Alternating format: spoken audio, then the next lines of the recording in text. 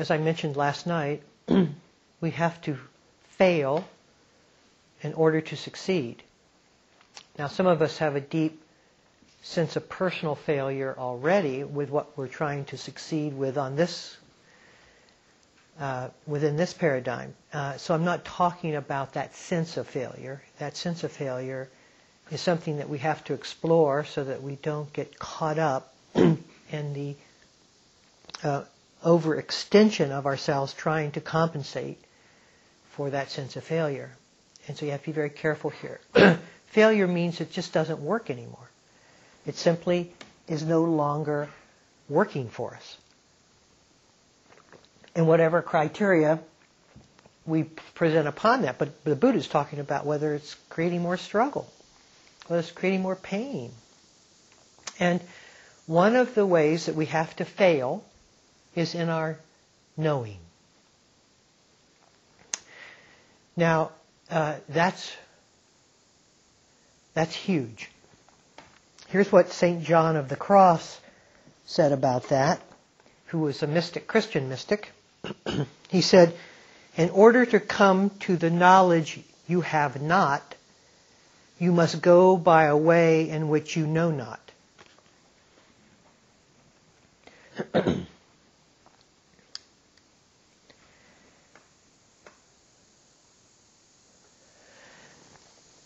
First, you get a sense of how knowledge feeds the paradigm we're in.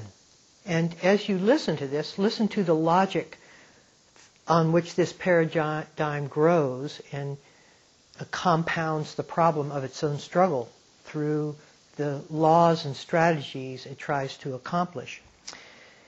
And you could also listen to this from as when you hear different teachers, whether they're speaking, which paradigm they're speaking from, and which paradigm they're encouraging you to practice within. You don't have to give away your power. You can be astute enough to see whether there's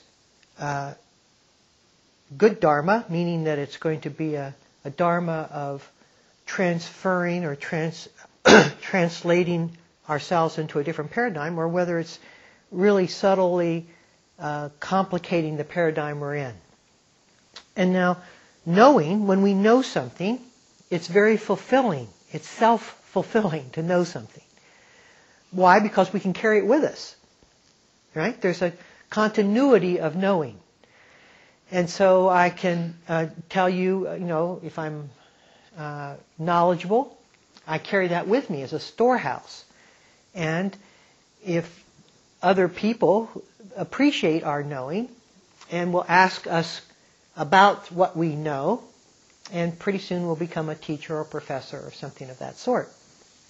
And so the cathedrals on this paradigm are the universities, because they're the storehouse of knowing. And knowing is something that is linear. That is, I know something now, but in the future I can know more. I can build upon that knowing. So there's an orientation to becoming more knowledgeable. And the more knowledgeable we become, the more praiseworthy we become. So the acclaim comes with the knowledge. Right? Knowledge, knowing, also is very noisy, because it's thought producing. See, listening from this paradigm, right? So the more I know, the more thoughts I have concurrently with what I know, and the more it induces more thoughts, because what I know from an intellectual standpoint is conceptual. I hold it in concept. And therefore there's always more I can think about the concepts I have, and elaborate further on them. There's nothing wrong with this. I'm not condemning it. I'm just showing you that this is the paradigm, this is the modality of the paradigm we're in. And that it's very individuated, it's very isolated, because I know and you don't. And you come to me for what I know. And so it reaffirms the sense of isolation from one another, but it also reaffirms the sense of thinking as the valuable modality of choice to keep my knowledge expanding. You see? So you get a feeling. Okay, I get a sense now. Okay, I get a sense. And that's what the bell that we ring in the mornings or before meditation periods is supposed to stop that continuity of knowing. Because the knowing isn't just about a base of knowledge in physics or geography or something. It's also what we carry about life in ourselves on an ongoing basis. And there's a stream or a trance of knowing that keeps us bound within what the next thing we have to do. The point of the bell, for us to pause and stop and not just move in accordance with where that bell is pointing, which is the continuity of the knowing that bell is just part of. Oh, it's ringing and I need to get to the meditation hall. It's supposed to stop that. At the same time that it communicates that message, there's also a different paradigm that you can access through it. If you stop the fluidity of knowing, that continuity, that trance of the next thing, it stands on its own, doesn't it? As just a sound. And that sound can then take you to what holds the sound, the very awareness, the very space from which that sound is heard. The continuity of knowing, because we are so enmeshed in what we have to do next, that it doesn't allow that awareness to be seen, because we don't stop long enough in the present where that awareness is to even recognize it. We're on to the meditation hall, which is where we really want to go. But the meditation hall isn't here now. And so where we're going in the future prohibits the awareness which only exists in the here and now. So the bell is meant to reframe ourselves, not just to stop impatiently so that I can get going again, which I can tell by some of the ways that I see you stop. That's exactly what's happening. This is a disruption of where I really want to do. Of what? Of my trance of knowing. That's what it's disrupting. Okay, so to shift paradigms, we go to the back end of the boat and you just fall off backwards.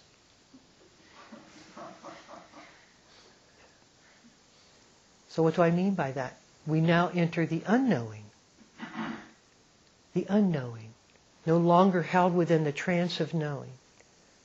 We enter the unknowing. The unknowing is not something we know, obviously. It brings us back to zero. We no longer get fed by not knowing. We no longer get acclaimed by not knowing. We know universities aren't built for not knowing. It no longer fosters thought. It's quiet. It's embracing.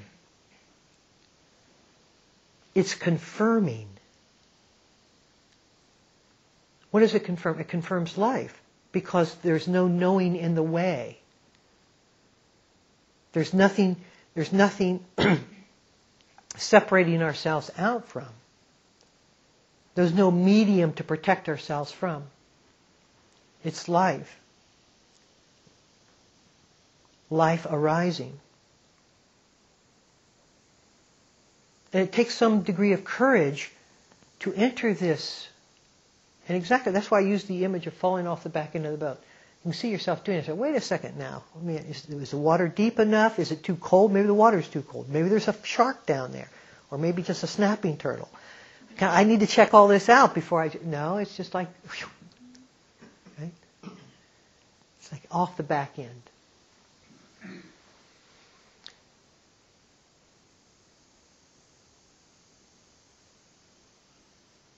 Now the context. You see, we're now dead stop. Where do we dead stop? The only place we can dead stop. Now. There's no future orientation. Which doesn't mean we're confused about what we need to do next. we need to do next, the conventionality of the knowing doesn't be completely eliminated, so we don't know who we are or where that the door is a door. That's still there in memory, believe me. It's not like having a part of your brain resected where you don't have that knowledge anymore. It's just that the other holds so much more value to you that you're no longer emphasizing it. You're no longer investing the energy you were in it, and so it quiets. It becomes unemployed. And what takes its place, because we're no longer investing in the future of ourself, is the present. But the present isn't some diminished little space that I'm trying to get into. It is a forever presence. A presence that contains all things, that has always contained all things. We just never looked at the context of our knowing to even see that it was being held within the present. It was too important for us to know, not important for us to be. When that shifts, we shift from knowing to being, or of knowing to not knowing. And the context of that then is life. Life. The heart. The heart.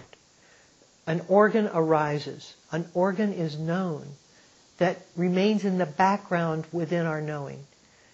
And that is the organ of the heart.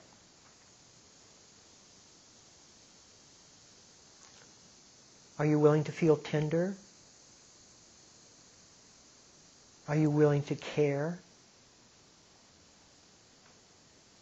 Real caring? Are we willing to love?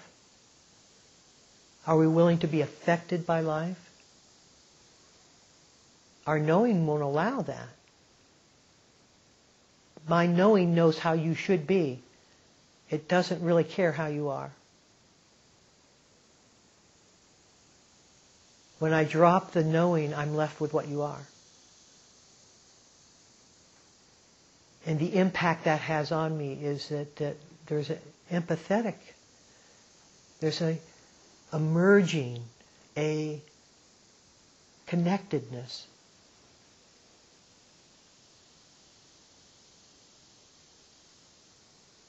There's a silence. So you get a feeling that the medium that fish move through water, we move through air. The medium of this paradigm is stillness.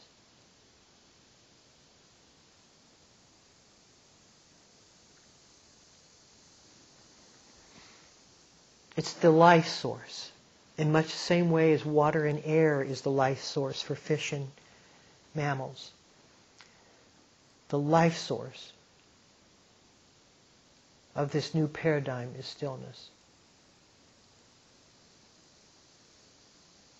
Because we become life. We don't act within life. We don't act upon life. We don't have a provision of reflection which makes life safe so that we can do something. We simply respond to what's appropriately needed. And that comes out of us. It's not a deliberation.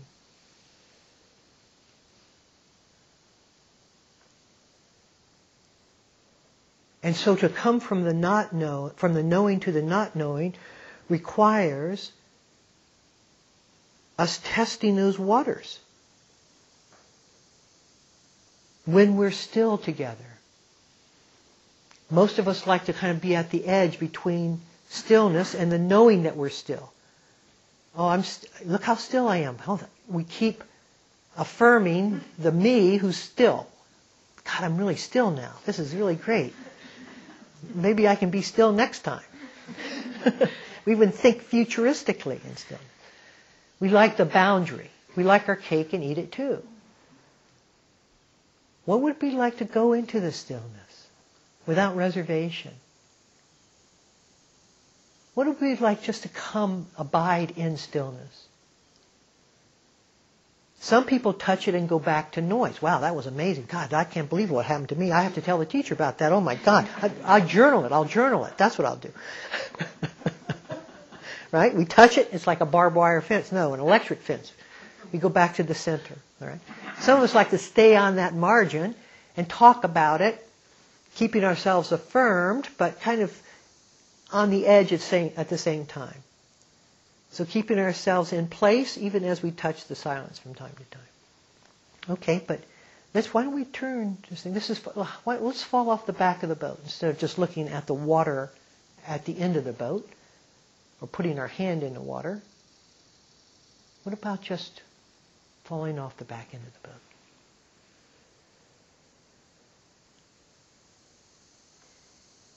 Your readiness will determine that for you. You have to fail at the margins. Just as you failed at the center, you also have to fail at the margins. It's not good enough. It's not success in the spiritual sense. It's not, better said, it's not heart satisfying to play at the margins. Let's all go together. That's what Sangha is. Okay, everybody, we're at the... Okay.